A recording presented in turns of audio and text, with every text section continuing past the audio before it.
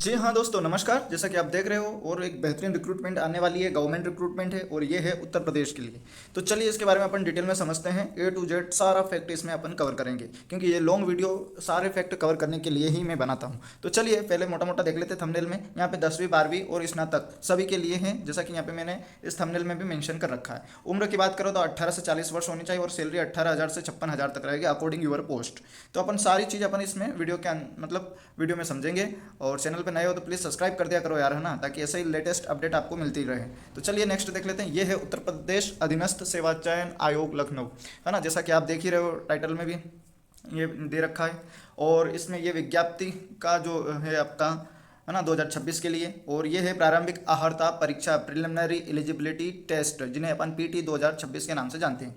इसका जो विज्ञापन प्रकाशन 1/8 को 2026 को ही हो गया था और इसमें 3/8/2026 को इसका मतलब स्टार्ट हो चुके हैं फॉर्म पंजीकरण और ऑनलाइन आवेदन। सारे फैक्ट इसमें मतलब ओटीपी ओटीआर वगैरह ये सारे स्टार्ट हो चुके हैं इसके, है ना।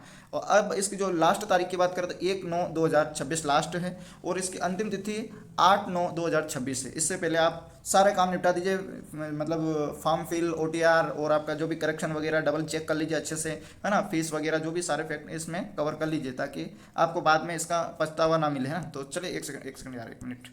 हाँ, देखते हैं नेक्स्ट ओटीआर। तो अपन को जैसे आप फॉर्म फिल करोगे पहले आपसे क्या मांगा जाएगा, ओटीआर। तो ओटीआर तो है नहीं आपके पास, तो ओटीआर के लिए आपको स्पेशली इसके लिए आपको फॉर्म फिल करना पड़ेगा, है ना। वो आपको प्रारंभिक स्टेप 2, जैसे आप वहाँ जाओगे तो ओटीआर मांगेगा। तो ओटीआर पहले आप जनरेट कर लीजिए न्यू रजिस्ट्रेशन पे जा करके, है ना। तो वहाँ जैसे आपका ओटीआर पंजीकृत हो जाएगा, उसके बाद आपको एक पंजीकरण नंबर मिलेंगे, उसके थ्रू ही आपका फिर आवेदन होगा ना। नेक्स्ट अगला देख लेते हैं।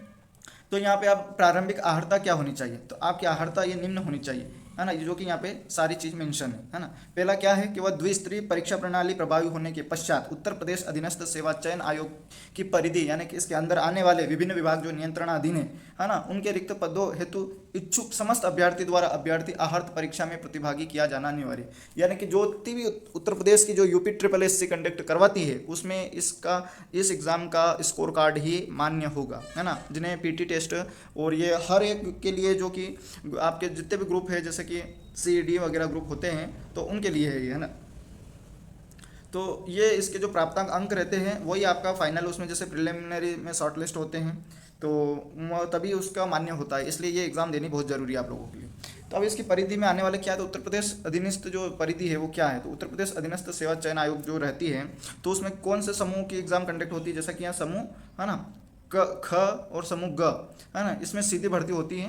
वो उन सभी में इन पदों में आपका ये स्कोर कार्ड लागू रहता है और इस स्कोर कार्ड के बिना आप फॉर्म फिल भी नहीं कर पाओगे, इसलिए ये होना जरूरी। अब ऑनलाइन आवेदन हेतु अपन को क्या करना रहेगा, तो इसको ऑनलाइन आवेदन हेतु आपको ये रहेगा कि आपको फर्स्ट ऑफ ऑल आपको इस वेबसाइट पे जाना होगा। एक सेकंड, यूपी ट्रिपल एस सी की वेबसाइट पे जाना होगा, 1 मिनट यार, है ना।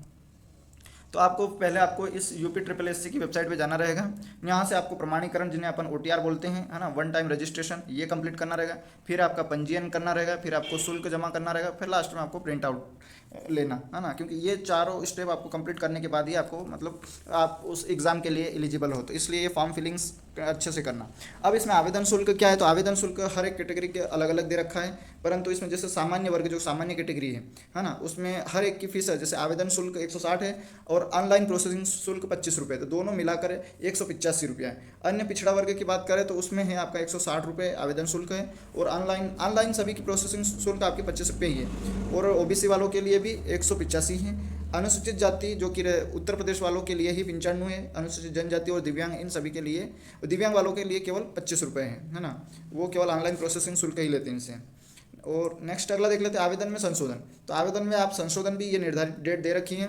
अगर आप जैसे ओटीआर फॉर्म में कोई किसी प्रकार की दिक्कत आ रही है आपको, या फिर किसी गलत जानकारी आपने फिल कर दी ओटीआर फॉर्म में, तो या पासवर्ड चेंज करना, वो बहुत सारी ऐसी रहती है, कैटेगरी चेंज करना, मोबाइल नंबर चेंज करना, तो वो ये तारीख दे रखी है 10/8/2026 से, है ना।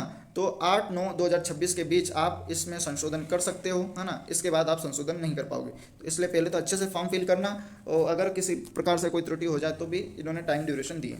शैक्षणिक अहर्ता क्या मांगी गई है, तो शैक्षणिक अहर्ता तो कुछ नहीं मांगा गया, केवल आप प्रारंभिक, सॉरी एक सेकंड, है ना, आप शैक्षणिक अहर्ता में केवल आपका 2026 में हाई स्कूल या उसके समकक्ष अर्हता आधारित होने वाले अभ्यर्थी आवेदन कर सकते हैं। यानी 10वीं पास अगर आप हो तो आवेदन कर सकते हो, है ना। और ये एलिजिबिलिटी टेस्ट आप दे सकते हो, इसमें केवल 10th पास होनी चाहिए।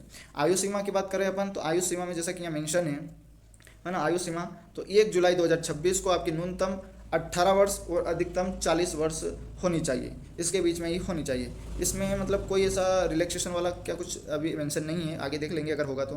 हाँ, आरक्षण सिस्टम इसमें लागू है ना, जैसा कि ये आरक्षण सिस्टम है तो वो एक इसमें एक विशेष पॉइंट ये है कि आरक्षण केवल उत्तर प्रदेश जो वासी है उसमें अनुसूचित जनजाति, जनजाति, पिछड़ा वर्ग और ईडब्ल्यूएस, ये सारे जो भी स्वतंत्रता सेनानी, भूतपूर्व सेनानी, दिव्यांग एवं उत्कृष्ट खिलाड़ी, ये केवल उत्तर प्रदेश वालों के लिए ही लागू है। अगर बाहर का आउट ऑफ स्टेट का अगर है, मान लो सपोज दैट यूपी से एमपी वाला है तो वो जनरल में कंसिडर होगा, भले वो एससी एसटी का हो, है ना। तो ये इन्होंने यहाँ पे क्राइटेरिया रखा है ये अपने लोगों को बेनिफिट देने के लिए। अब परीक्षा योजना और पाठ्यक्रम देख लेते हैं, इसमें क्या पूछा जाएगा। तो आपका जो 5 अंक टोटल की बात करें, टोटल पूर्णांक आपका 100 नंबर का होगा। इसमें टाइम ड्यूरेशन 2 घंटे का दिया जाएगा आपको। प्रश्नों की संख्या भी 100 होगी, है ना, 100 होगी। अब इसमें जैसे सिलेबस विषय वस्तु क्या रहेगा, तो विषय आपका रहेगा पहला है भारतीय इतिहास, तो इसमें 5 अंक का पूछा जाएगा। क्या होगा तो सिंधु घाटी की सभ्यता, वैदिक संस्कृति, है ना, ये है। और भी ये आगे देखिए, और है इसमें दे रखा है कि बौद्ध धर्म, गौतम बुद्ध है ना, जीवनी एवं शिक्षाएं, जैन धर्म, महावीर, जीवनी एवं शिक्षाएं, मौर्य वंश, अशोक के काल, और गुप्त वंश, चंद्रगुप्त, चंद्रगुप्त द्वितीय, हर्षवर्धन, राजपूत काल इसमें मेंशन है ना, सल्तनत काल, मुगल काल, है ना, मराठा, और ब्रिटिश राज्य एवं अभ्युदय एवं प्रथम स्वतंत्रता संग्राम, ब्रिटिश राज्य का सामाजिक आर्थिक प्रभाव, है ना। तो ये इनसे पूछा जाएगा। अब नेक्स्ट है दूसरा सब्जेक्ट है आपका विषय भारतीय आंदोलन, जो कि इंडियन नेशनल मूवमेंट के नाम से, इसमें से भी आपके 5 नंबर के आएंगे।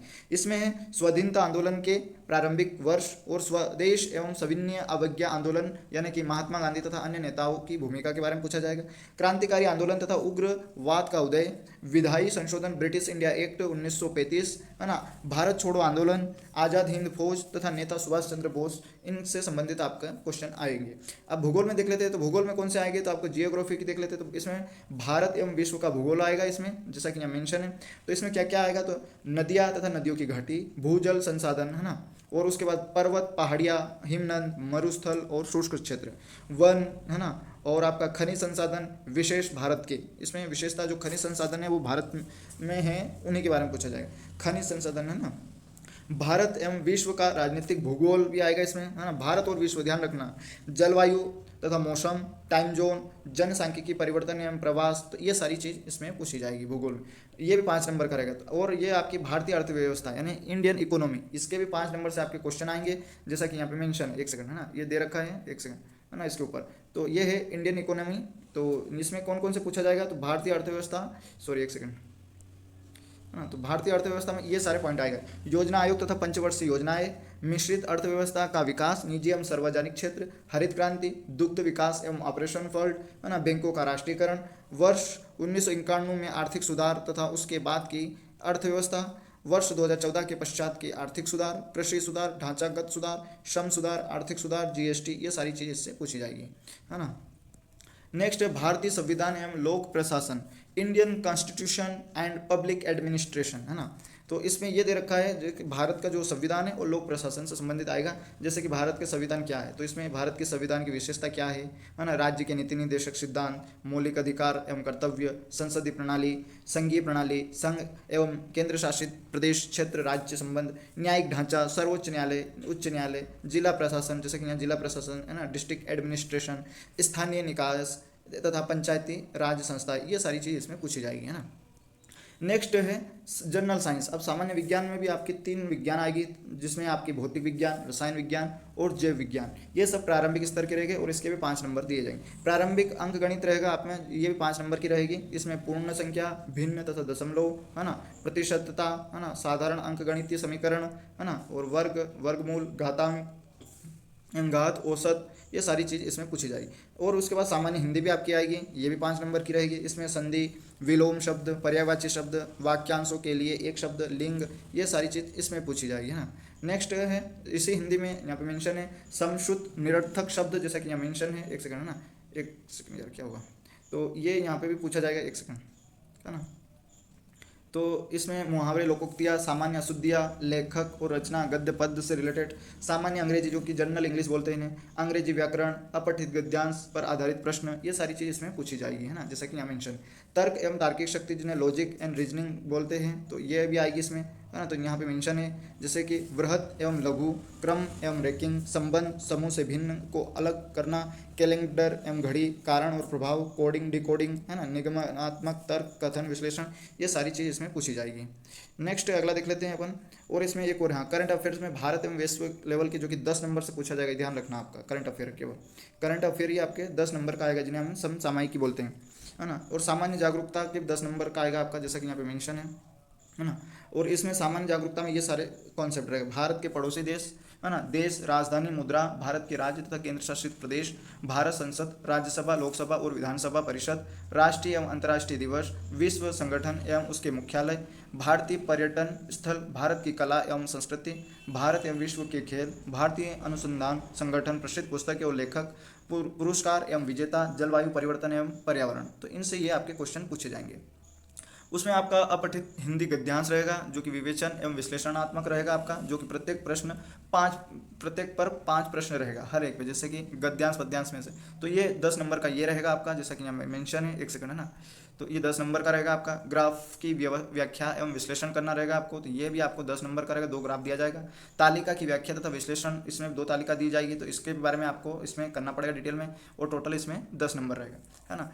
तो ये था आपका इसमें, है ना। और इसमें क्रमांक 1 से 9 पर अंक के शैक्षणिक विषयों से संबंधित प्रश्नों की कठिनाई का स्तर, जो कि डिफिकल्ट लेवल राष्ट्रीय शैक्षणिक एवं अनुसंधान परिषद NCERT के द्वारा जो सिलेबस है उसी के अकॉर्डिंग ये प्रश्नों का लेवल रहेगा। और अगर आप गलत आंसर देते हो तो उसी का आपको 1/4 का कटौती रहेगा इसमें, यानी कि नेगेटिव मार्किंग भी आपकी रहेगी।